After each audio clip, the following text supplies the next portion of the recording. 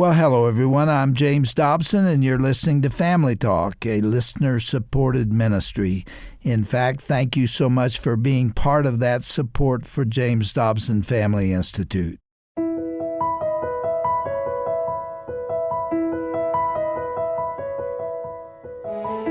Well, welcome to Family Talk, the broadcast division of the Dr. James Dobson Family Institute. I'm Roger Marsh, and on today's program, we're going to get into a two-part conversation that's probably going to hit a lot closer to home for you than maybe you'd like to admit. We're going to hear from Dave Ramsey about personal finances and how to be better stewards with the money to which God has entrusted us. When you walk into a stereo store, you walk into a furniture store, you walk onto the car lot, these people don't walk up to you and say things out of their mouth that they say on accident. They've been trained on how to handle that conversation. And if they don't affect the sale, then their existence is not paid for and they don't get to stay.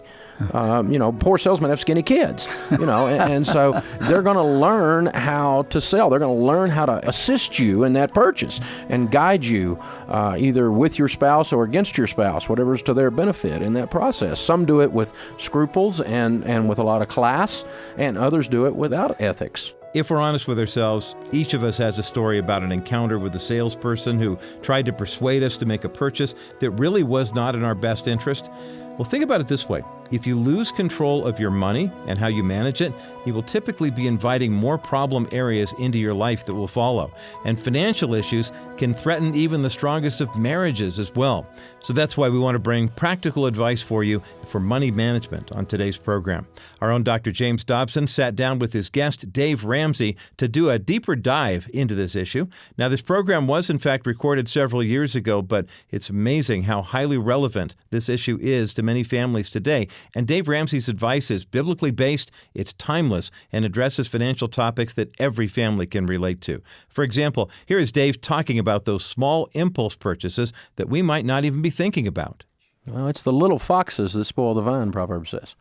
And it's those little things. If we build those up, it becomes a lot, a penny saved kind of a thing from a Benjamin Franklin quote. But yeah, it's huge. And again, it's not going to cause you to bankrupt if on a hot day you happen to bump into a barrel full of ice that was strategically placed there on a planogram, by the way, and you reach in and pull out a nice soft drink and ice drops off the side, and so in your mind you visit the commercial where you fall off of a tire swing into a pool, and that's what happens. And so this is going to be refreshing is the message to my subconscious. It's been played over and over and over and over and over and over and over and over and over, and or the high caffeine thing. I'm going to get a jolt. I'm kind of down. I'm kind of tired. But again, you've just got to be aware. It's not to say we can never purchase anything, that we can't enjoy our money. God loves us. He wants us to enjoy our money, but we just don't need to be victimized by somebody who's thinking while we're not. Well, that's certainly good advice. Most of America is familiar with Dave Ramsey, but if his name is new to you, let me introduce you to Dave Ramsey, the founder and CEO of Ramsey Solutions. This is a company that helps people take control of their money and improve their lives. Dave is the host of The Ramsey Show, which garners millions of listeners and viewers each and every day. Dave is the author of 8 national best-selling books about financial freedom. The book that will be discussed today is entitled The Total Money Makeover, and in it you'll find out how Dave and his wife experienced the dangers of impulse spending and debt firsthand. By the time he was 26 years old, Dave Ramsey was a multimillionaire, at least on paper, but he lost all of it by the time he was 30. Well, now he's back on top again and sharing the secrets of financial peace with others. Dave and his wife Sharon have been married over 40 years, and together they've raised 3 grown children. Well, here now is Dr. James Dobson and his guest Dave Ramsey on today's classic edition of Family Talk.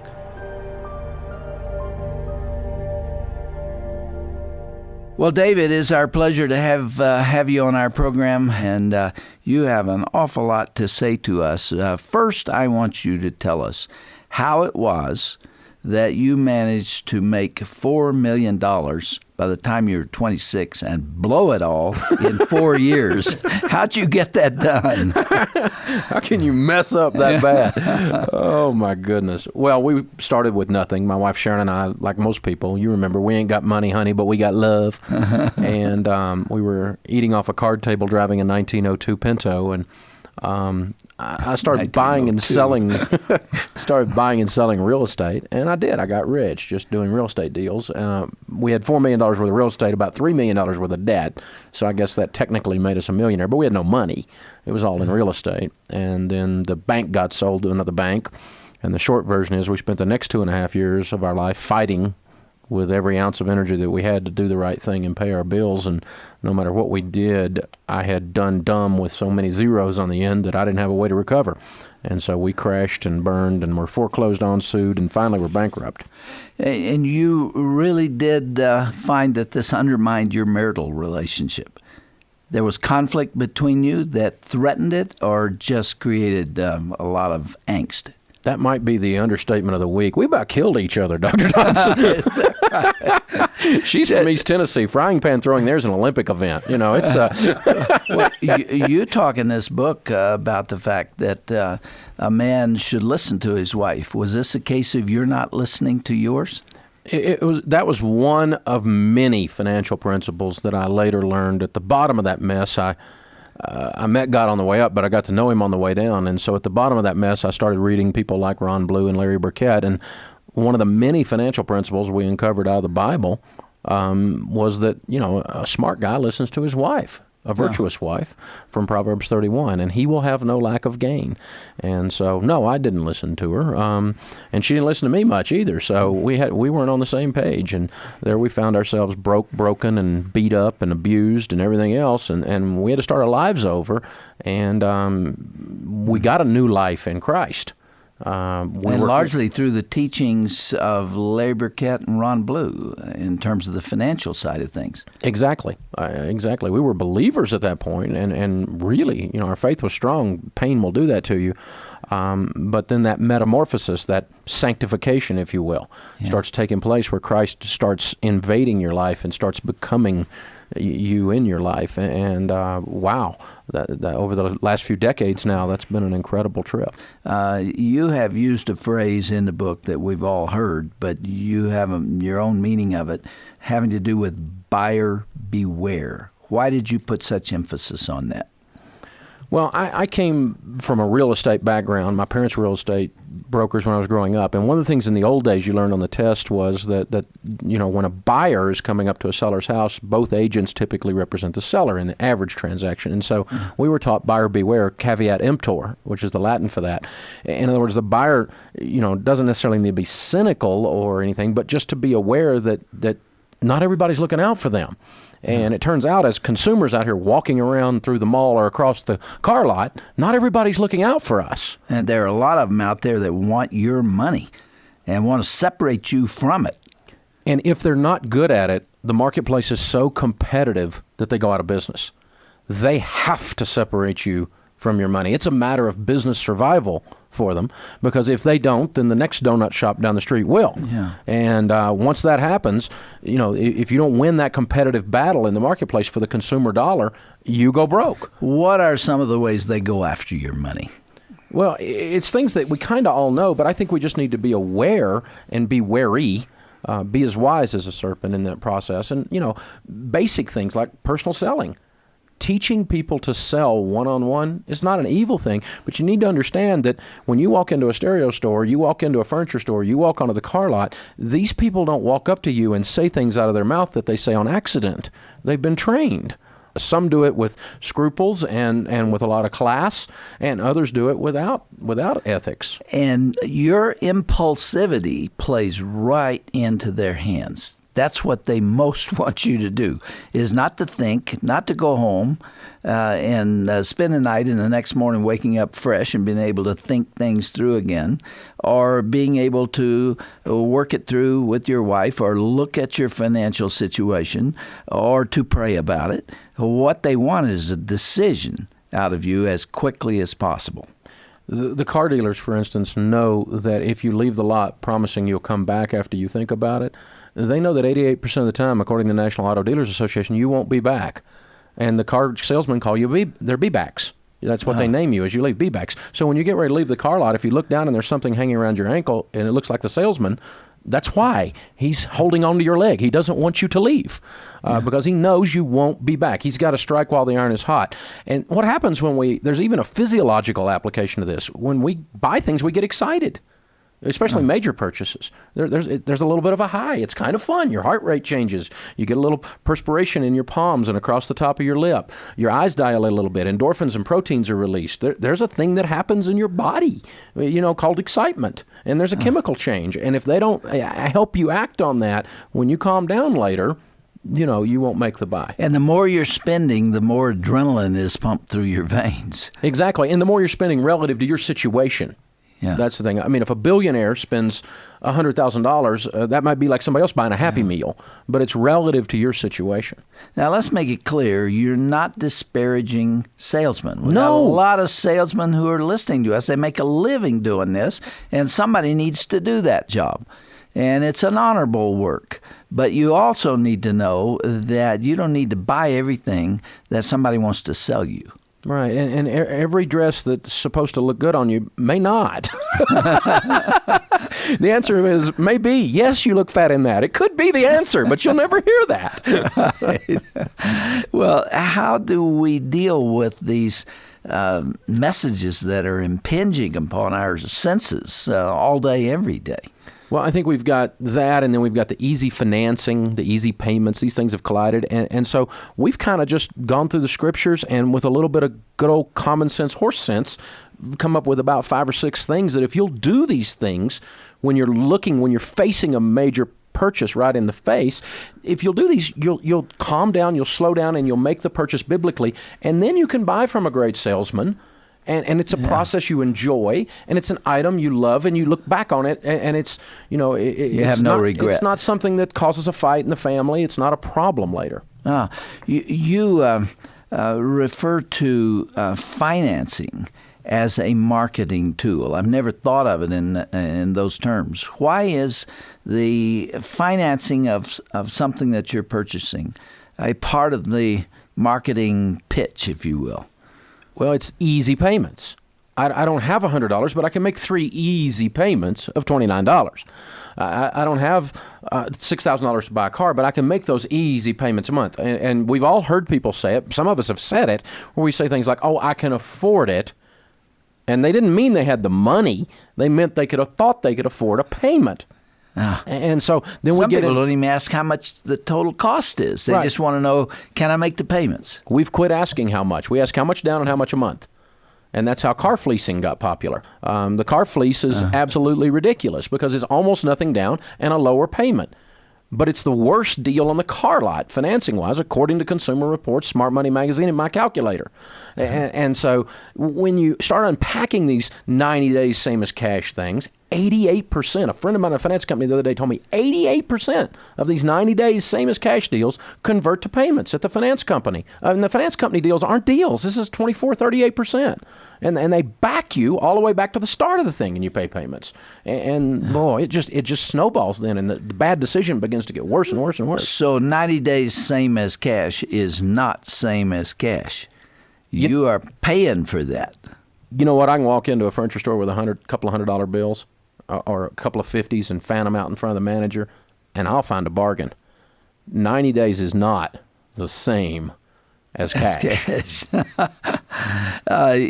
So the matter of credit, again, we talked about that the last time you were here, but buying things you cannot afford really shouldn't be bought. Well, that's step one. If we were going to say there's 6 things or 5 things, this is the 6th one. That's the first thing you got to say is, gosh, if I don't have the money, I can't afford it. Sounds like grandmother. And she had some common sense. Packaging and advertising. How do the producers of goods determine what color and how the packaging is presented? Well, we spend a lot of time. I mean, you and I have books that are out all over the place. We don't just slap a cover on that book. If we did, it'd just be red with yellow letters, you know? I mean, we wouldn't think anything about it. But the layout and the design and the graphic appeal and the message that's delivered off of that, that's marketing.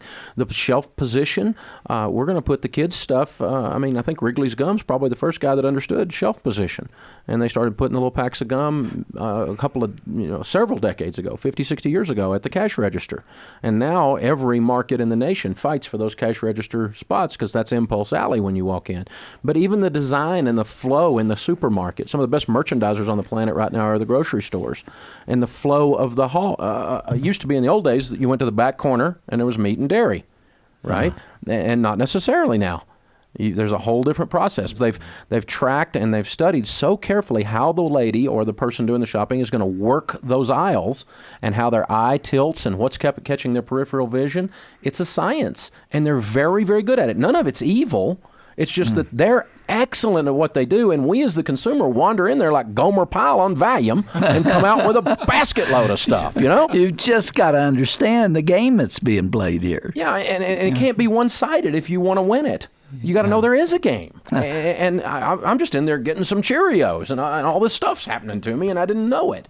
And I've been studied like a lab rat when I'm buying Cheerios. and if I realize that, there's no evil intent here. They're just marketing their products, but we as the consumer have to buyer beware.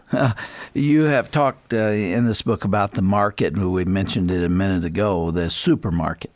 There's all kinds of careful advertising that goes on there, and it's all researched and thought through.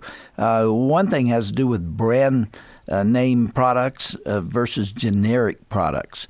You've said in this book that the generic products really are just as good as the brand name products, and they cost a whole lot less, and sometimes they're made by the same company. Well, absolutely. Now, there's some generic products that are substandard, but not nearly as many as the big brands would like us to. I mean, I don't know if you remember several years ago when the ketchup thing, when the generics first started, there was a brand name ketchup that had this. They're thick and rich, and it ran down the napkin so slowly. And the generic without a label on it is, runs to, and it's all runny and it's full of water and you'll hate it, and you're getting ripped off. Don't buy that. And but the interesting thing is these supermarkets that put their little private label on it, they don't have a ketchup company. Where do you think they're getting the ketchup? Same place the other guy's getting it. I mean, they're buying it from them. They're relabeling it in a lot of cases. I mean, they don't have a Cheerio store. They're getting those Cheerios somewhere. Those generic Cheerios are coming from somewhere. Now, again, you've got to be smart as a consumer. Sometimes the product is substandard, but many times it's coming out of the same vat. One of the most graphic examples of what you're talking about hit me when I was serving as a member of the National Gambling Impact Study Commission. Ooh. And what they do in casinos to take your money is unbelievable. You have no idea the manipulation that goes on in those places. For one thing, the floor is very unrestful. The carpeting is never beautiful and sedate and the kind of thing you would want in your house or anywhere else. They don't want you looking at the floor. They want you looking up at the machines. There are no clocks in there because they don't want people to recognize the passage of time. And there are just so many manipulative aspects of separating you from your money. And in my view, those places are not honorable, and they're made for people who don't do math. Exactly. People who can't figure out that somebody's making a lot of money here, and it's maybe going to be mine if I'm not careful. When you walk into a $50 million hotel, and it's filled with gambling machines, you ought to have a clue right off somebody's paying for that. And they're making a profit somehow here. And again, profit is not evil. Now, certainly in a gambling situation, I agree with you. That's a disaster. Morally, spiritually, mathematically, financially. There's no scale we can put that on that it works for anybody except the gambling institutions, the gambling companies. But even, when we take something that is a valid product, I mean, I'm a huge reader, but I can buy too many books. I can buy more books than I need. And so I've got to think as a consumer what fits in my world with my time schedule and my budget as I walk into a wonderful bookstore, which is one of my favorite places to go. I'm a junkie for books. You know, when I served on the Gambling Commission, there were a lot of reports that were made, and it really was an interesting, although depressing experience, because gambling is just destroying homes and families.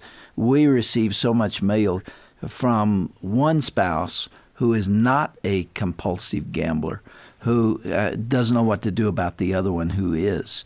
And it's often the man, but not always. Many times it's the woman who is addicted to gambling.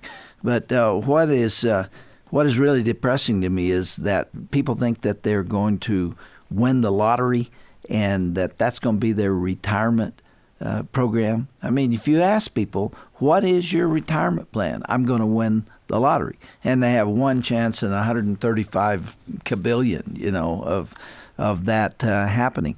What I was starting to say, though, is that those who hit it, very few do, but those who really hit it, and they've got $50 million, are usually broke within 5 years, which says, in effect, that if you can't live on your income, no amount of money is sufficient. You will always run aground if you can't live on the amount of money that you have. He who hastens to be rich will not go unpunished. 65% of the lotto winners are bankrupt within 10 years, and the divorce rate is fourfold the national average. And when you pull the zip codes where it's purchased, the lottery is primarily purchased in lower-income neighborhoods. Yeah. It's a tax on the poor and a tax on people who can't do math. It absolutely is a sham.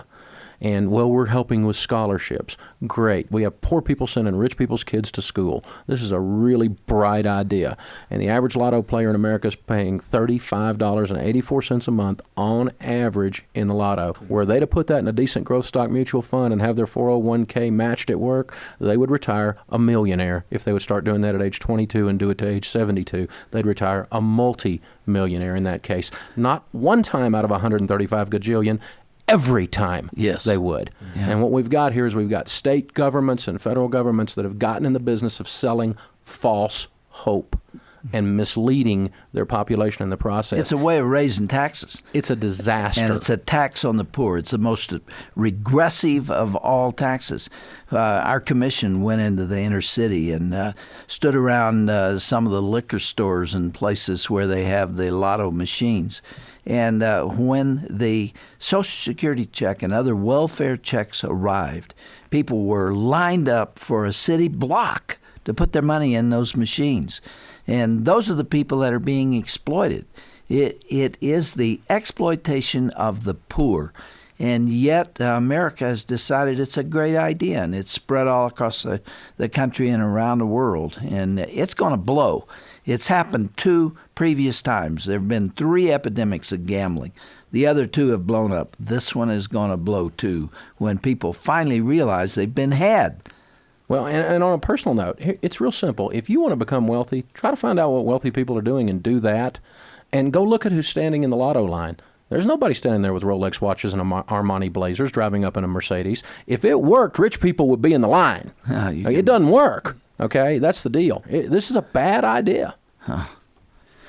Well, Dave, we're on a roll here, and I've been throwing things at you as fast as I could, but I've still got notes in front of me that I haven't gotten to, and it concerns things that our listeners are going to hear about, and we'll pick up right where we leave off today. Is that all right? Absolutely, sir. We'd be honored. Again, what impresses me most is that the principles that you teach come right out of Scripture. And you make no bones about that, even though you are heard on secular radio for the most part, and you still give credit where credit is due.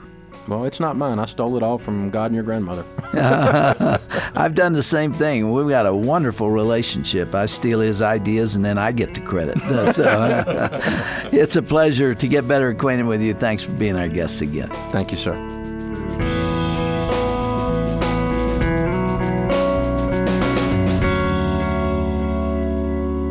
In Proverbs chapter 13, verse 11, we read, "Wealth gained hastily will dwindle, but whoever gathers little by little will increase it." Dave Ramsey is not just helping people get out of debt. He's doing important work on behalf of families as he presents biblical financial principles. I hope that today's program has been life-changing for you. Or maybe you know someone who needs to hear this broadcast and put these principles into action for themselves. If you'd like to learn more about Dave Ramsey or his financial resources, you can find that information when you visit our website at drjamesdobson.org/Family Talk. That's drjamesdobson.org/Family Talk. You know, it's no secret that the presidential election is fast approaching, and sadly, many Christians don't get out and vote. Now, if we stand together and pray and vote, we really can create positive change in our country. And that's why you can learn about the latest national ballot issues and policies that will be affecting you and your family by checking out the Countdown to Decision 2024 resources here at the Dr. James Dobson Family Institute. Simply visit drjamesdobson.org/countdown-to-decision-2024. And while you're there, check out the Countdown to Decision 2024 podcast as well, featuring some familiar voices and great information on all things election-related that you need. Riley Gaines, Eric Metaxas, Kirk Cameron, and more, just a few of the guests you'll hear on the Countdown to Decision 2024 podcast, hosted by our own Joseph Backholm and Allison Senefante. Again, to access these resources, go to drjamesdobson.org and click on the Countdown to Decision 2024 tab on the front of our homepage. I'm Roger Marsh. Be sure to join us again tomorrow for part 2 of Dr. James Dobson's conversation with Dave Ramsey, right here on Family Talk, the voice you trust for the family you love. This has been a presentation of the Dr. James Dobson Family Institute.